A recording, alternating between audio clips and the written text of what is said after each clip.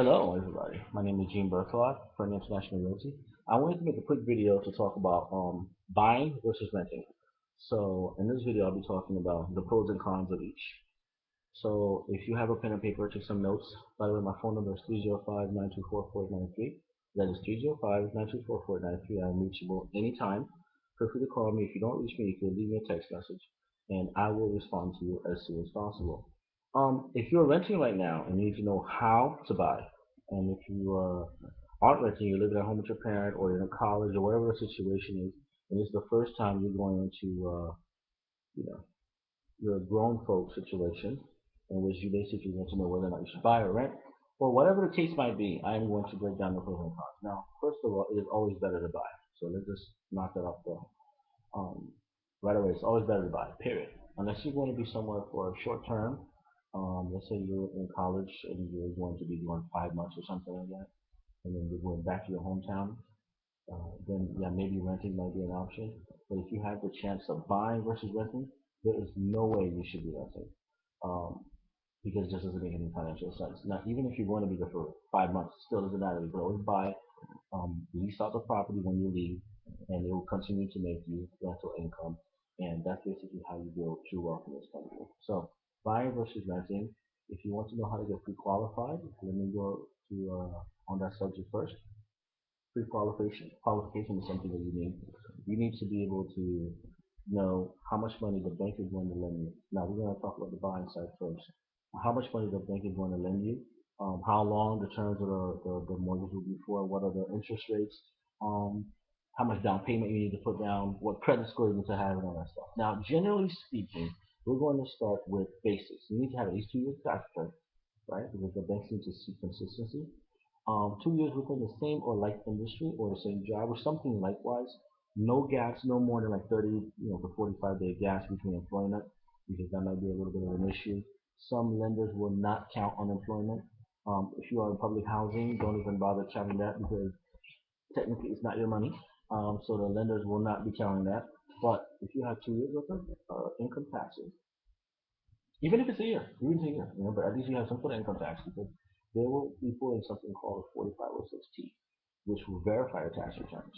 Now, the purpose of tax returns is to see how much money you make. The lenders generally go by the gross.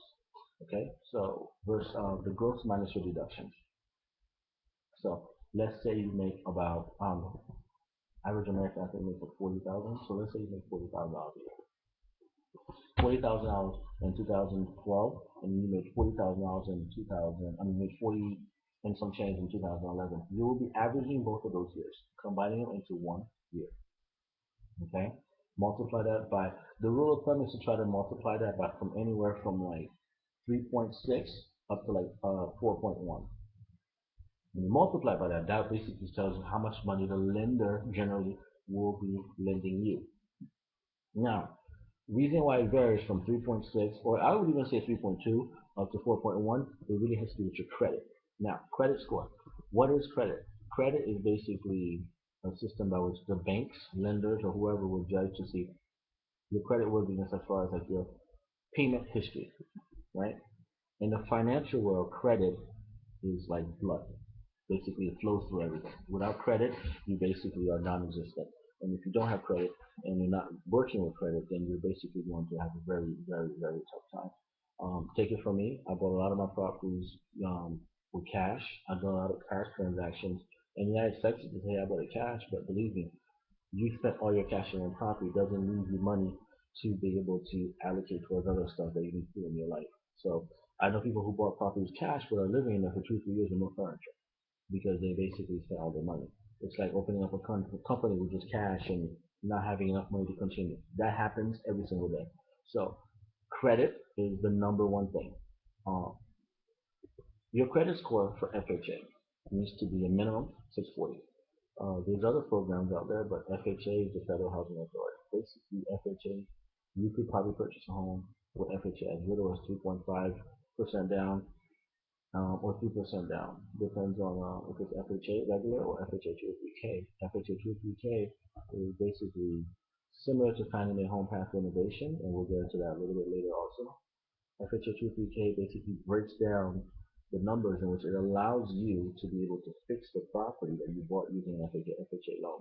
So they will lend you extra money to fix that property at a very small but fixed interest rate. Very, very, very wonderful program. We'll get back into FHA later. Minimum 640. Um, Another one is conventional. Conventional mortgage is basically depending on the lender, but generally conventional at this particular time, I would say conventional is about 660. And you could do conventional at 640 also, but the difference in conventional FHA is that there's something called a mortgage insurance premium, the MIP. That mortgage insurance, if you pay more up to up to 20% down on any given property, you don't have to pay the mortgage insurance. So the lenders kind of believe that anyone who pays less than 20% will be defaulting on their loan within the 7 years. And there's a scientific method into why they believe that, and it actually is been proven to be true. Now, you can say it's because of the interest rates. You can say it's because of the hidden fees, and people not really understanding what interest rate is versus real interest rate. What is APR versus the interest rate you're paying per month? That is for another video that we'll get into. Um, in continuation, as far as like the down payment is concerned, that really is the difference between conventional and FHA. Also, if you put FHA, since you're paying less than 20% down or less than 15, depending on the lender, you have to pay the mortgage insurance, which is about one point something. So on a $150,000 loan, that mortgage insurance will probably be about $160 some change. Okay, so that does make a factor. Now, the mortgage insurance used to be up to 7 years. Now the lenders, uh, in cahoots, I would say, and I use the word cahoots, like literally, with the government, decided to make it for you know the life of the loan. So you basically have to refinance to get out of that extra debt. It's basically the lender taking insurance on their money because they don't believe that you, the taxpayer, the American people, whoever you might be, will be paying your mortgage and you paying back your loan in time and in full in a satisfactory mode. So they don't trust you, so they make you pay for the insurance. Very simple. That's just basically the way to break it down. Now, there's another form of buying, which is through Fannie Mae or Freddie Mac First Look Initiative. Fannie Mae, you basically put 3% down, like an FHA loan, but no mortgage insurance. My favorite type of loan. I love working with Fannie Mae loans, and right now I'm not going to break down each loan, but on other videos I will be breaking them down. And that's pretty much it for the buying. So the closing costs will vary. Closing costs vary in terms of how much it's going to cost. Generally, title searches. I know down here in Florida, title searches generally like about 750. Then you have your other taxes you have to pay. The seller has to pay sales tax. If you're buying a property through an REO, the REO bank will basically request that the escrow go towards their title company, and they will be paying a lot more of the title stuff, the title fee. So title is something. Title insurance, wind mitigation, different types of loan, interest rates, inspections, that's a different video. This video is just a general broad term between buying and renting. Once you've done that, basically you need to basically find a home, find a realtor. If you're in Florida, give us a call, 305-960-7760, and any one of us here will help you out. If you're anywhere else, good luck. Um, that's pretty much the buying side of things. I'll continue on to the buying again in terms of the pricing. Now for the renting, how do you qualify yourself once again for the renting? You need to have basically at least 2, 3 weeks or 4 weeks worth of pay stubs. You need to have a steady job. No evictions. If you do, you need to have an explanation why. And if you do have an eviction, understand that you'll be putting more down payment on the property you're going to rent. Now, this just gave me another idea. There's something called rent to own, and I will be having another video about that also. So stay tuned for that.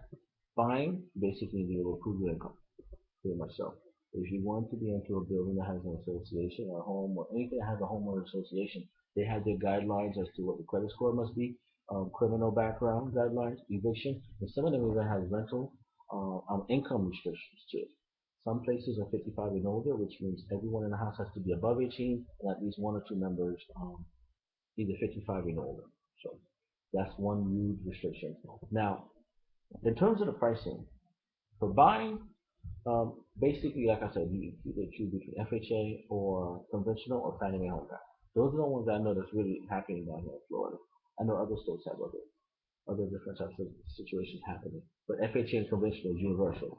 But as far as Fannie Mae and Freddie Mac and those stuff, you know, and VA loans are also universal because those are veteran administration loans, and they're pretty much guaranteed up to a certain amount, depending on their servitude and depending on if they were honorably discharged or completed their term. That's very important too.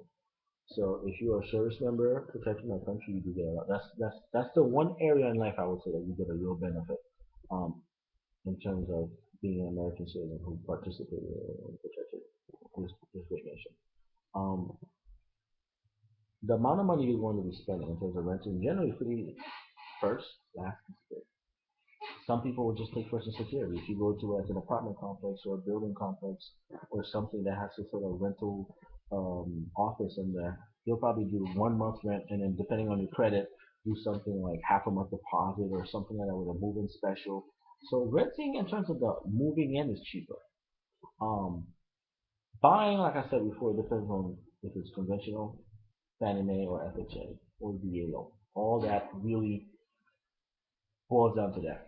Now, to get into the nitty gritty about why buying is better than renting, is because generally speaking, the people that are renting will spend a lot more money throughout their lifetime renting than the people who are buying. It's that simple. So, example, we both bought a house with $100,000. It's worth $100,000. You are renting it.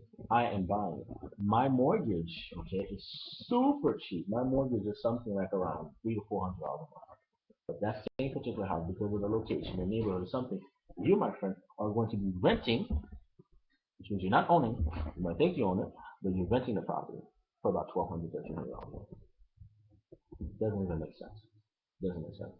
And it's never even going to be your property.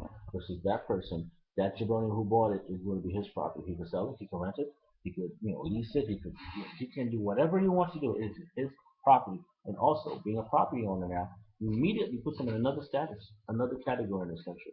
He's treated differently by the banks, the credit cards. He's treated differently even by the hospitals, even by his insurance, and even by his wife. So basically, it is the best thing you can do. Anyone who has any questions, who want to call me, give me a call, 305-924-4993. I will get into more detail about it. I'll probably have to remake this video because of the quality. And if you don't understand anything, like I said, give me a call. I will help you out. Thank you.